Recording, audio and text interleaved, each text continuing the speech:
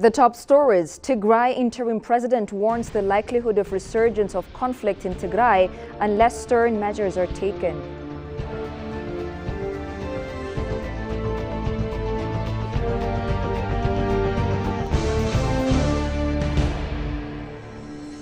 And Ethiopia pledges to rectify policy and other impediments to give a facelift to the coffee industry.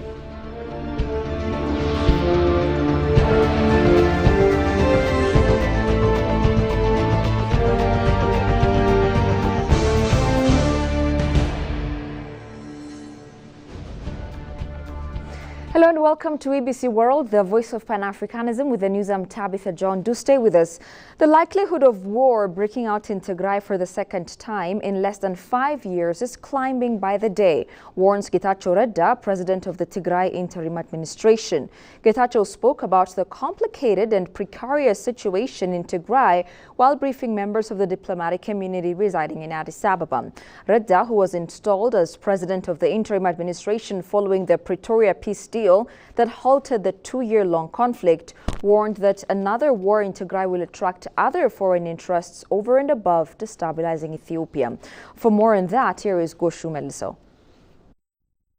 Briefing the diplomatic communities in Addis Ababa, Tigray interim administration president Getachew Redda stated that the internal division within the TPLF have hindered the interim administration from effectively carrying out its duties. The faction has obstructed key tasks including the integration of ex-combatants and return of IDPs, as well as other crucial issues necessary for the region's recovery. He also called on the international community to do everything possible to avoid renewed conflicts in the region. I would call on the international community and the federal government to do whatever in their power to help us avoid miscalculations, whichever direction they might come from. So it's often those miscalculations which have resulted in devastating wars, and the last thing Tigray is ready to entertain is yet another round of devastating war. Getachew said that he didn't invite the federal government to intervene in the region, but he appealed the government to uphold the Pretoria peace agreement. I'm not inviting the federal government to come in full force and fight. We don't want that to happen. What we want to see is the federal government doing everything in its power to make sure that Tigray is protected against any possible relapse into conflict. The political division within Tigray doesn't require a federal intervention in the sense of presence of forces, but the federal government should be serious about those who have made it their business to try and destabilize an interim administration, which also threatens the very Pretoria agreement itself. Meanwhile, Foreign Affairs Minister Gideon Timotheus said his government is closely monitoring the situation in the region. The federal government is carefully monitoring the situation. We will do everything in our power to ensure that the Pretoria agreement holds, the ceasefire holds, and that peace will prevail in northern Ethiopia. We will rely upon all of you for your continued support in this regard. African Union Peace and Security Commissioner for its part said the Union is keen to bring peace and stability in the region. It's so important that we renew the African Union commitment and readiness here and now to salvage the situation. First, we are ready to renew the role and reinvigorate the monitoring compliance verification mission. That is critical.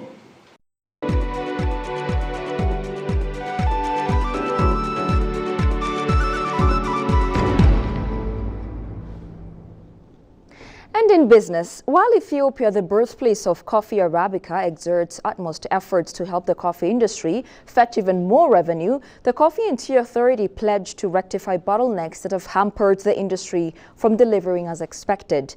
Adunya Debela, who sits at the top of the authority, a key player in the industry, boldly singled out policy and other stumbling blocks. Debela nevertheless painted a brighter picture, saying that the industry is witnessing a period of boom thanks to the macroeconomic reform program embraced by the government. Shagao Yamatao takes it from here. Ethiopia was not able to utilize the untapped resource in the coffee industry due to several bottlenecks over the last years. However, some contraband and illegal trades and others are tackled by the macroeconomic reform introduced recently. Talking to EBC World Addis Dialogue, Director General of Ethiopian Coffee and Ethio Authority Adunya Debala indicated that Ethiopian coffee industry has garnered $1.43 billion over the past 2023 and 24 and poised to generate $2 billion in the 2017 Ethiopian fiscal year. The performance that we got last year is very instrumental because, in 2023-24, we exported about 300,000 metric tons of coffee and generated $1.43 billion. That was a record high price ever in Ethiopian coffee export history. But this year, we're planning to export about 400,000 plus in order to generate $2 billion from the coffee export. So the target is quite ambitious, but if you consider the last 7 months, we've exported more than 223,000 metric tons of coffee and generated $1 billion so far. If you consider last year and the year before, $1 billion was reached in the 10th month of our exports. But this time we got in 7 months, so we have at least 3 months further. We went at least 3 months ahead of getting $1 billion. So in the coming 5 months, we're planning to generate another $1 billion because our peak export time is starting from February and going to June. The reason behind the increase in production and volume of coffee export is the expansion of international markets, in addition to addressing policy issues and rejuvenation of coffee trees, he added. The coffees that we exported in these last 2 years were mainly specialty coffee, which fetch higher prices as compared to the commercial values. This is also some of the important points. And another important point that probably contributed to this increase in production and the volume of the coffee export is the expansion of market niche in the international market. Previously, we export coffee to not more than 30 countries, but now to 66 countries. So these are another opportunities that we got or that we made in the last 2 years. The Director General underscored that the move is promising to achieve this year's target despite trade fluctuation. 400,000 metric ton is the first and the largest target that we had ever. And we need to export about 40,000 metric tons every month. But the coffee is produced once in a year. And the export trend along the months is not uniform, and the trend is something like a concave shape.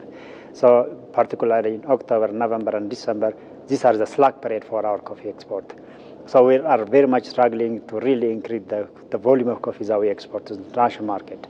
But starting from February till June, it will be the peak period. We can export more than 40,000 per month. So I hope we will achieve our own targets. The Director General is hopeful to generate more than $2 billion if leveraged on the opportunity of the coffee sector. You're watching EBC. A quick reminder of the top stories. Tigray interim president warns the likelihood of resurgence of conflicts in Tigray unless stern measures are taken.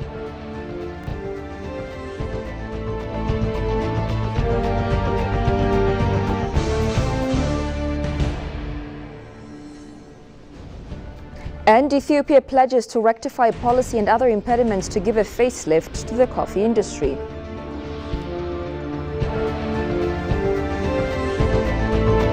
That's all we had for now. I'm Tabitha John. Many thanks for watching. Goodbye for now.